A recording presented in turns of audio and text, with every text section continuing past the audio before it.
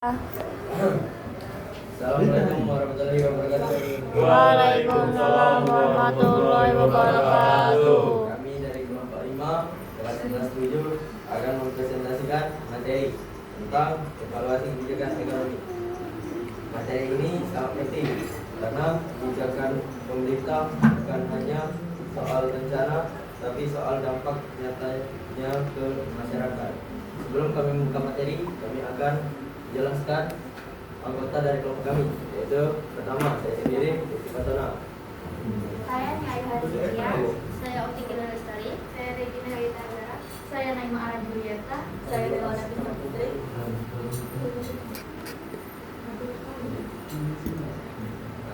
Sebelum ini kami menjelaskan materi, sebelumnya kami akan menjelaskan pengertian yang akan dijelaskan oleh Ayu.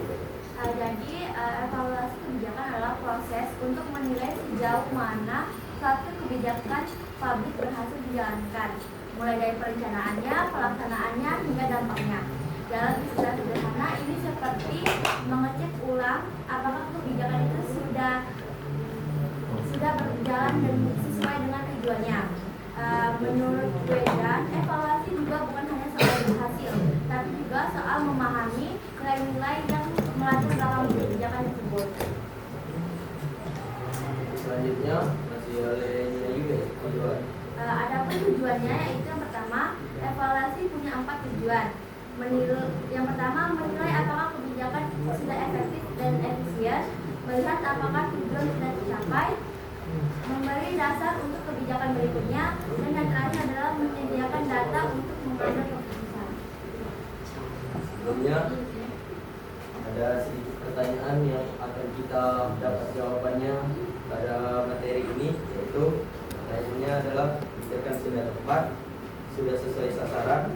Nah, inilah peran evaluasi yang akan dilanjutkan manfaatnya oleh Opti.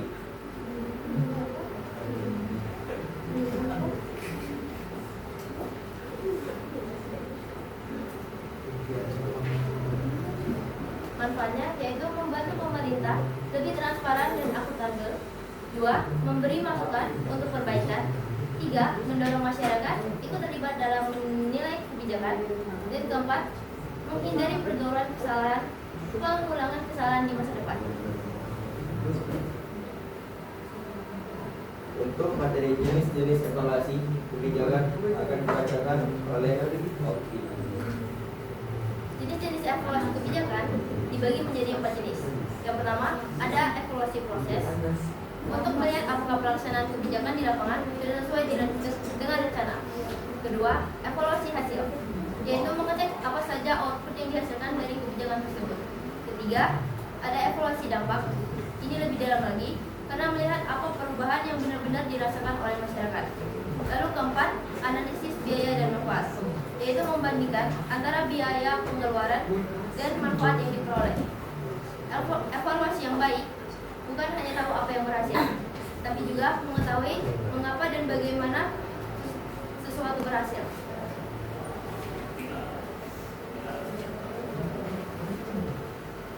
Selanjutnya, metode dan evaluasi kebijakan. Metode dan evaluasi kebijakan akan dibacakan oleh Opti. Metode evaluasi kebijakan dilakukan dengan berbagai metode. Ada metode kuantitatif yang menggunakan angka dan statis, misalnya lewat survei atau data pemerintah. Contohnya pengukuran hasil belajar siswa. Lalu ada evaluasi kepuasan pelanggan dan evaluasi efektivitas program diet. Lalu metode kualitatif yang lebih menekankan wawancara, pengamatan, dan pengalaman orang-orang di lapangan. Contohnya itu seperti pemahaman tentang pengalaman seorang pasien dan evaluasi efektivitas program intervensi.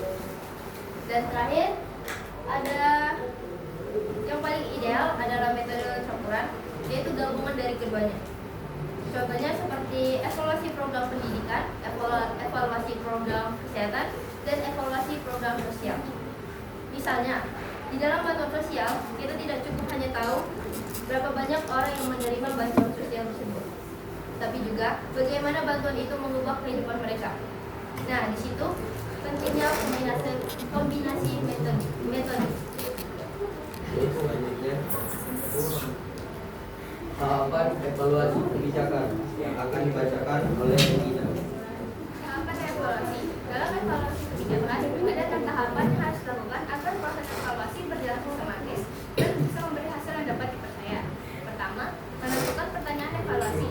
Di sini kita harus jelas dulu apa yang ingin dievaluasi. Misalnya, apakah program ini berhasil menurunkan angka putus sekolah, atau apakah program ini bagi masyarakat miskin. Yang kedua adalah memilih desain evaluasi. Dari desain evaluasi ini menentukan cara kita membandingkan sebelum dan sesudah kebijakan, atau antara kelompok yang terkena dampak dan yang tidak.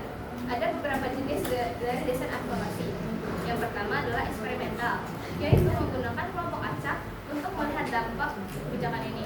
Ini desain yang paling kuat tapi sulit dilakukan. Yang kedua adalah kuasi eksperimental, seperti metode differences. Metode ini digunakan jika tidak bisa menggunakan kelompok acak. Yang ketiga adalah non eksperimental. Non eksperimental ini hanya menggunakan data yang sudah ada tanpa ada pembandingan langsung. Yang terakhir adalah desain campuran, yang menggunakan beberapa pendekatan agar hasilnya lebih komprehensif. Tahapan yang ketiga adalah menentukan kontrafaktual. Ini adalah skenario apa yang terjadi jika kebijakan tidak dilakukan. Kita perlu membanding agar tahu perubahan itu benar-benar terjadi karena kebijakan, bukan faktor lain.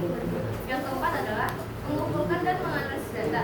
Data bisa dikumpulkan lewat survei, wawancara, observasi, atau dari laporan resmi, lalu dianalisis secara statistik dan naratif. Yang kelima adalah menafsirkan dan mengomunikasikan hasil evaluasi. Hasilnya harus disampaikan dengan cara yang jelas, baik ke pemerintah, masyarakat, maupun media.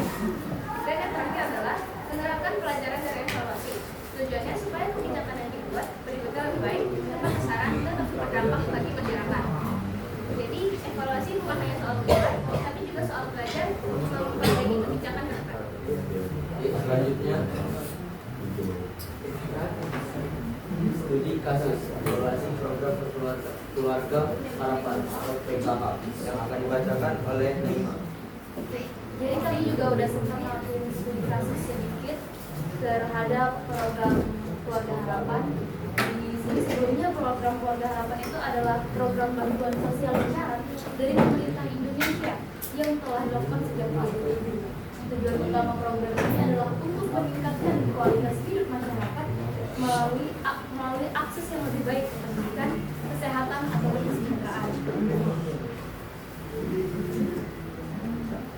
Oke, selanjutnya masih dibaca oleh Anaima. Evaluasi yang kami lakukan di sini, kami melakukan evaluasi dengan tujuan untuk mengetahui dampak PKH terhadap kesejahteraan masyarakat dan penerima bantuan, terutama dalam bidang pendidikan dan kesehatan. Dan evaluasi ini kami lakukan dengan menggunakan desain evaluasi kuasi eksperimental dan menggunakan metode pendekatan DID. Selanjutnya,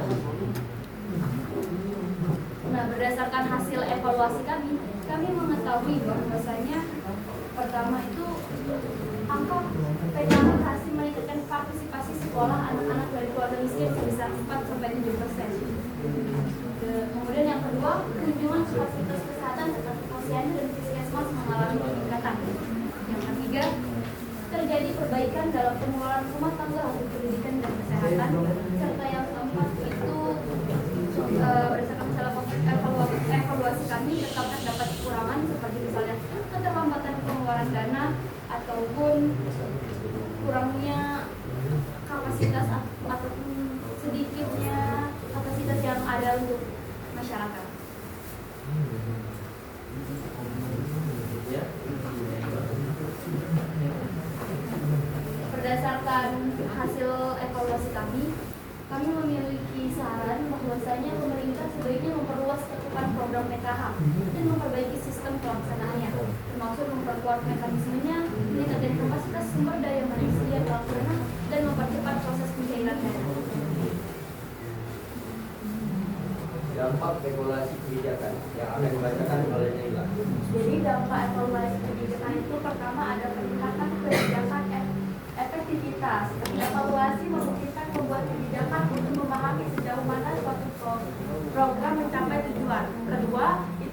penguatan transparansi dan akuntabilitas.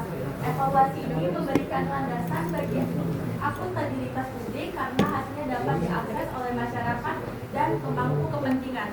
Ketiga, itu ada pembelajaran institusional. Evaluasi ini mendorong instansi pemerintah untuk belajar dari pengalaman pelaksanaan program. Yang keempat, itu ada perbaikan alokasi sumber daya. Dengan mengetahui program mana yang efektif dan efisien, pemerintah dapat mengalokasikan sumber daya secara lebih tepat sasaran.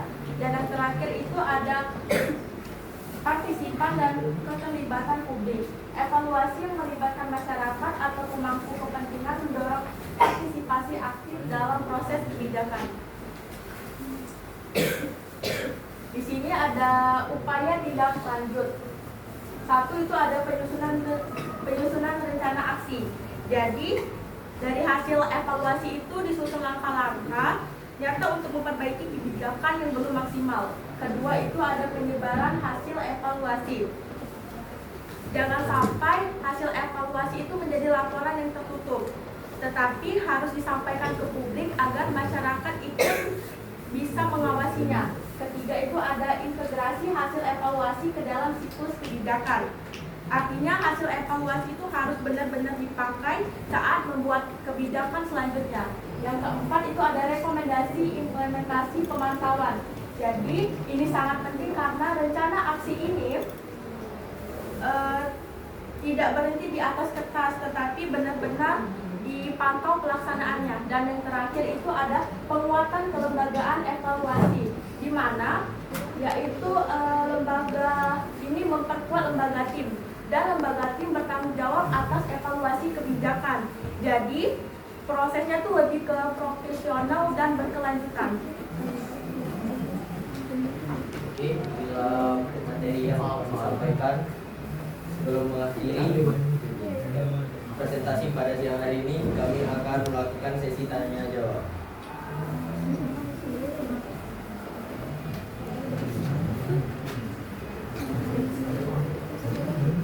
Kami akan memberi kesempatan untuk kelompok bertanya. Apakah ada yang ingin bertanya? Oke, dari Tania, silakan. Perkenalkan, saya Tania Nusiko dari kelompok 6. Pertanyaannya, apa indikator yang digunakan dalam evaluasi kebijakan ekonomi? Oke, terima kasih Tania.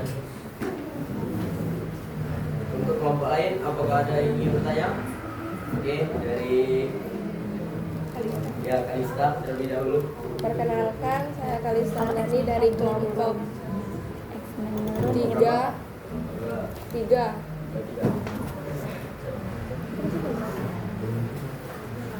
Bentar ya.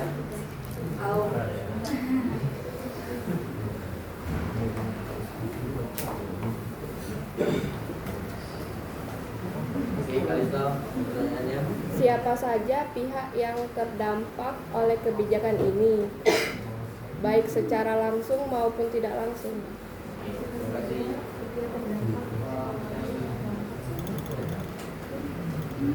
Apakah masih ada yang ingin bertanya? Siapa yang masih bertanya? Oke, dari Kinza, silakan. Bentar ya.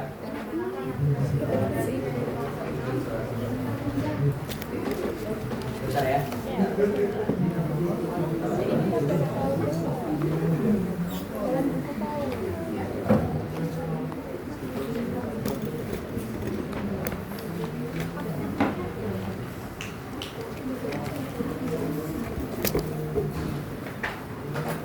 Oke, pertanyaan dari Kinza, silakan.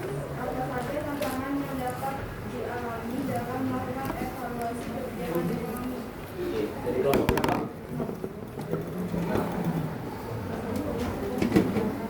Satu pertanyaan lagi. Oke, mungkin itu saja yang pertanyaan dapat kami tampung terlebih dahulu.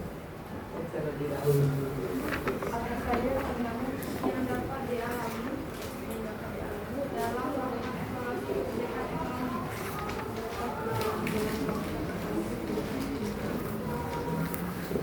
Oke, kami akan berdiskusi terlebih dahulu untuk mencari jawabannya.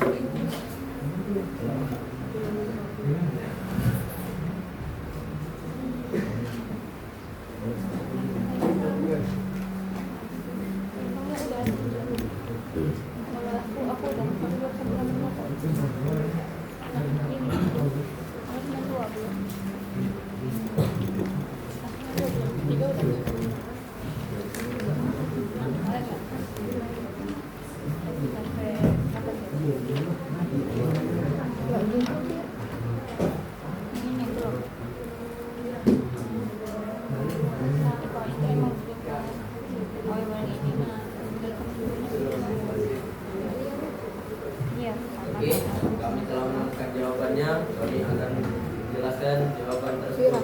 Yang pertama dijawab oleh Nia Ayu, yaitu Tania. Wajib. dalam Mirip. kebijakan ekonomi. Pertama, Yang pertama itu adalah pertumbuhan MTK wajib. ekonomi. Yang kedua, tingkat pengangguran hingga inflasi. Mirip. Yang keempat, kesejahteraan masyarakat. Yang kelima, stabilitas harga. Dan yang terakhir itu adalah pemerataan pendapatan. Oke, apakah Tania sudah mengerti? Oke, terima kasih. Pertanyaan kedua dari Kalista akan dijawab oleh Regina. Oke, untuk pertanyaan siapa saja pihak yang terdampak baik secara langsung atau tidak langsung. Kebijakan ekonomi itu dampaknya sangat luas. Kalau secara langsung biasanya yang terdampak adalah masyarakat umum, terutama kelompok tertentu, misalnya kebijakan subsidi BBM langsung terasa buat pengguna kendaraan bermotor dan sektor transportasi. Yang kedua pengusaha atau pelaku usaha, dan yang ketiga adalah pekerja. Sedangkan secara tidak langsung yang terdampak bisa kayak kita ini siswa dan mahasiswa. Misalnya karena dampak ekonomi keluarga berkurang, jadi biaya sekolah jadi masalah. Yang kedua ada investor, ketiga lingkungan hidup, seperti kebijakan mendorong industri tapi mengabaikan aspek lingkungan. Yang keempat adalah masyarakat di masa depan, karena beberapa kebijakan punya efek jangka panjang, misalnya kebijakan tentang negara atau pembangunan infrastruktur. Apakah sudah jelas Kalista? Sudah jelas. Terima kasih. Terima kasih. Untuk pertanyaan terakhir dari kelompok 6 itu Pinza akan dijawab oleh Naila. Jadi pertanyaan kedua adalah apa saja tantangan yang dapat di dalam kebijakan ekonomi. Tantangannya itu adalah kurangnya data yang akurat. Kedua itu ada ketidakjelasan indikator keberhasilan. Keempat ada intervensi politik. Kelima itu ada kesulitan mengukur dampak tidak langsung. Oke, apakah Pinza sudah mengerti? Kami sendiri, kami akan memberitahu kesimpulan. Kesimpulannya, evaluasi kebijakan adalah alat penting untuk menilai, memperbaiki, dan memperkuat kebijakan publik. Dengan evaluasi, pemerintah bisa lebih transparan dan masyarakat bisa lebih terlibat. Kami percaya pemahaman tentang evaluasi kebijakan adalah bekal awal untuk kita sebagai generasi muda agar lebih kritis dan peduli terhadap arah kebijakan negara. Terima kasih atas perhatian teman-teman semua. Kami akhiri, wabillahi taufiq wal hidayah. Assalamualaikum warahmatullahi wabarakatuh.